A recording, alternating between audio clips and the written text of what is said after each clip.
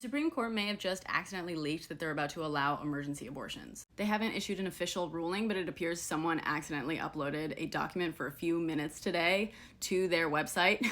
That document, reportedly obtained by Bloomberg News, seems to look like a decision, so it might be like a rough draft or just like an unreleased version of it. By the way, the irony does not escape me considering the Dobbs decision, which overturned Roe v. Wade, was also leaked, which really pissed off Alito, who, by the way, is accused of leaking other decisions, so okay. The case itself consists of Idaho's total abortion ban coming up against a 1986 federal law called EMTALA. Basically, EMTALA says that patients are entitled to appropriate emergency room care. Before this, there was a hell of a lot of like patient dumping outside of ERs if they thought that you couldn't pay your bill, for example. So, it's a pretty good law. The problem is that with Idaho's total abortion ban, women were literally bleeding out in parking lots. The federal government then sued, and a federal judge then ruled that women were in fact entitled to this life-saving care. Idaho then appealed to the Supreme Court, and the Supreme Court put the previous ruling on pause, basically saying that, yeah, women were not entitled to this emergency care while they deliberated this for months on end, which is like exactly the energy you want in a medical emergency. Thanks, guys. What this document suggests is that rather than issuing a decision that like actually addresses the larger issue,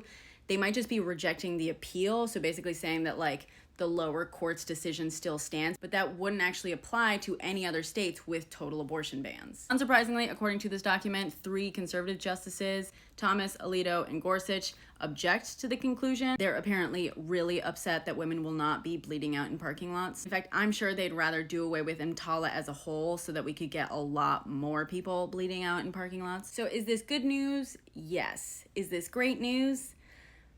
I don't know what great news feels like anymore.